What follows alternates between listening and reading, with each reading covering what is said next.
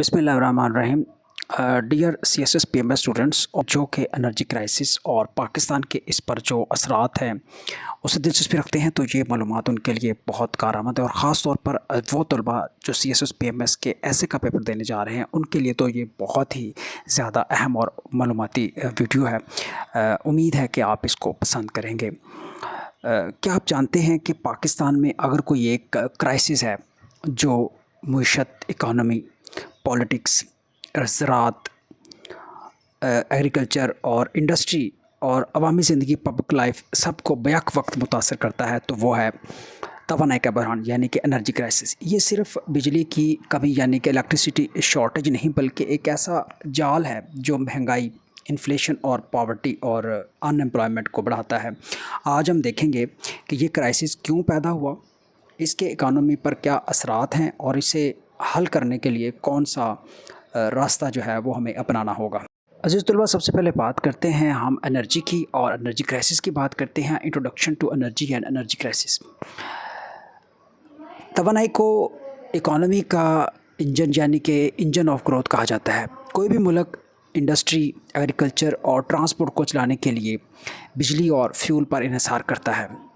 पाकिस्तान में इस वक्त कुल इंस्टॉल्ड कैपेसिटी जो है, कुल नस्बशुदा जो सलाहियत है वो 45,000 यानी कि 45,000 मेगावाट है। लेकिन हकीकत ये है कि ये कैपेसिटी पूरी तरह इस्तेमाल नहीं हो रही। ऑन द अदर हैंड अगर बात करें तो बिजली की कीमत जो है, इलेक्ट्रिसिटी टैरिफ है, वो बढ़ती जा रही है और आवाम को बार बार लोड शेडिंग बर्दाश्त करना पड़ती है। यही कॉन्ट्रडिक्शन है, बिजली है भी और नहीं भी। ये तज़ाद हमारी पॉलिसी, स्ट्रक्चर और जो फाइनेंशियल इश्यूज़ हैं उसको बेनकाब करता है। तवानाई के बहरान की वजूहात की बात करते हैं कि what are the causes of this energy crisis. तो सबसे पहले इसमें जो एनर्जी क्राइसिस में सबसे पहला जो काज है वो है डिपेंडेंस ऑन इंपोर्टेड फ्यूल्स। हमारा जो डिपेंडेंस है वो इंपोर्टेड फ्यूल्स पे है। पाकिस्तान ज़्यादातर जो तेल है, ऑयल है जिससे बिजली बनती है, और LNG है, लिक्विड नेचुरल गैस है, वो दरामद करता है। जब ग्लोबल प्राइसेस इन चीज़ों की बढ़ती है तो पाकिस्तान की जो इकॉनमी है फ़ौरन प्रेशर में आ जाती है। मिसाल के तौर पर 2022 की बात करें तो 2022 में जब तेल की कीमत $100 फ़ी बैरल से ऊपर गई तो पाकिस्तान का जो इंपोर्ट बिल है वो आसमान से बातें करने लगा। नंबर 2 पे बात करते हैं इनएफिशिएंट इंफ्रास्ट्रक्चर की, यानी कि हमारा जो इंफ्रास्ट्रक्चर है वो आउटडेटेड है और इनएफिशिएंट है। ट्रांसमिशन सिस्टम जो हमारा तहसीली निज़ाम है, बिजली बनने के बाद जो हमारी बिजली जो है ट्रांसमिशन लाइन में जाती है, तो इस निज़ाम में औसतन 18% जो है लॉसेस होता है। मतलब यह है कि जो बिजली बनाई जाती है इसमें से तकरीबन 5वां हिस्सा रास्ते में ही ज़ाया हो जाता है। गर्दिशी कर्ज़े की बात करते हैं, सर्कुलर डेट की बात करते हैं। ये बिजली के शोबे की सबसे बड़ी बीमारी है।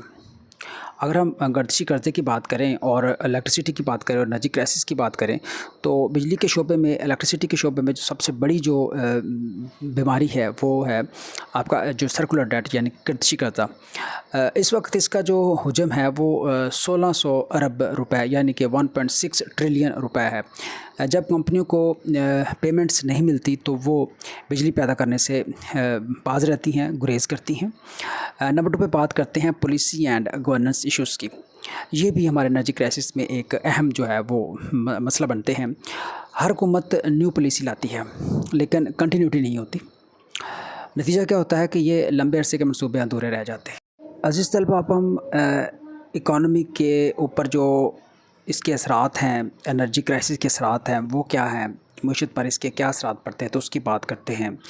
सबसे पहले है आउटपुट। हमारी जो इंडस्ट्रियल आउटपुट है वो कम हो जाती है। जब बिजली नहीं होती तो फैक्ट्रियाँ रुक जाती हैं। पाकिस्तान की जो टेक्सटाइल इंडस्ट्री है जिसका कमाल ये है कि बरामदात का 60% देती है। हमारी जो एक्सपोर्ट्स हैं उसमें मैक्सिमम जो है 60% हिस्सा जो है वो हमारी एक्सपोर्ट में हमारी टेक्सटाइल का है, हमारे टेक्सटाइल प्रोडक्ट्स का है। बिजली की कमी से ये बरह रास्त मुतासर होती है। नंबर 2 पे बात करते हैं एग्रीकल्चर्स। हमारी जो एग्रीकल्चर है वो भी एनर्जी क्राइसिस से इम्पैक्ट में आती है, असर में आती हैं। हमारे जो ट्यूबवेल्स हैं और इरिगेशन सिस्टम है बिजली पर चलते हैं। लोड शेडिंग का मतलब है कम पैदावार।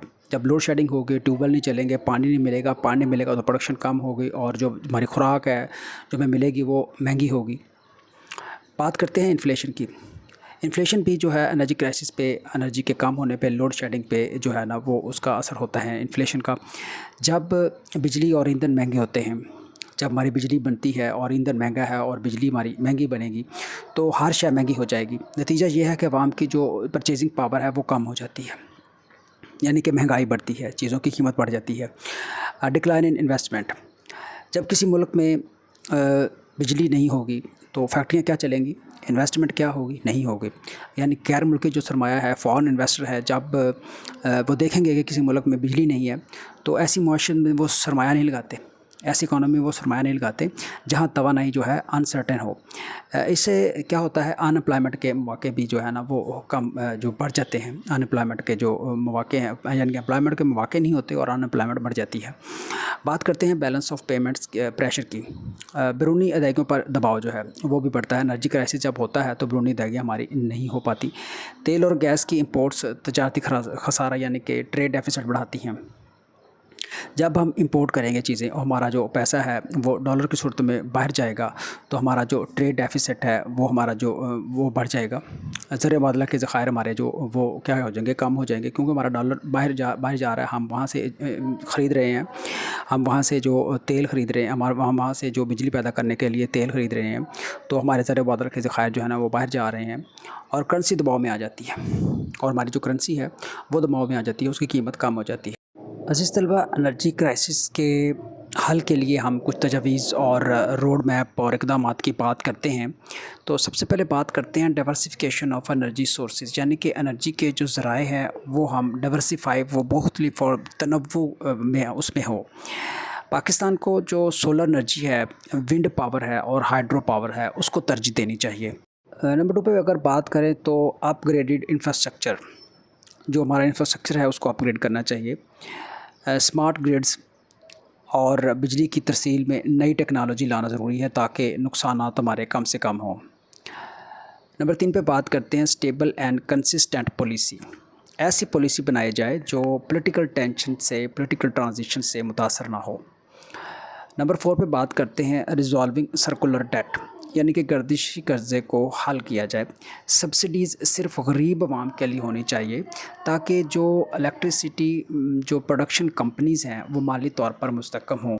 نمبر 5 پہ بات کرتے ہیں انرجی کنزرویشن کی. انرجی کی بچت کی جائے، توانائی کو بچایا جائے.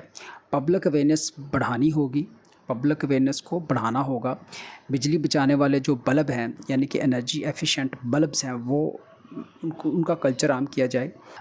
آخر پہ ہم کنکلوژن کی بات کرتے ہیں، اپنے ایسے کے کنکلوژن کی طرف جاتے ہیں.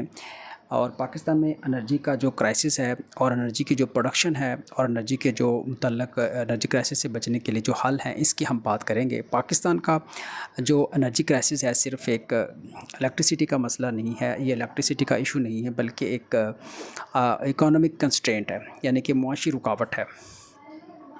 اگر ہم نے اسے قابو میں نہ کیا تو اکانومی ہمیشہ پیچھے رہے گی. لیکن اگر ہم بر وقت ریفارمز کریں، جو ہمارا امپورٹڈ فیول ہے اس پر انحصار کم کریں، ہمارا جو سرکولر ڈیٹ ہے اس کو حل کریں اور رینیویبل انرجی کی طرف جائیں اور اس میں سرمایہ لگائیں، تو یہی جو کرائسس ہے پاکستان کی جو اکانومی ہے اس کو نئی طاقت دے سکتا ہے.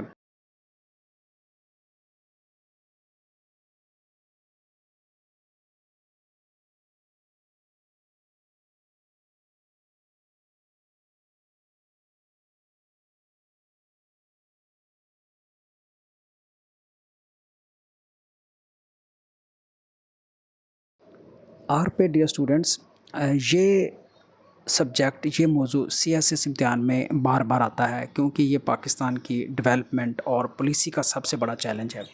اور آپ کو مضامین بھی اس نہج کے اس طرح کے آتے ہیں جو پاکستان کو ترقی کی طرف لے کے جائیں اور پاکستان کی پالیسی میں کوئی نئی جدت اور نئی امپرومنٹ لے کے آئیں اور تسلسل والی پالیسی بنائیں.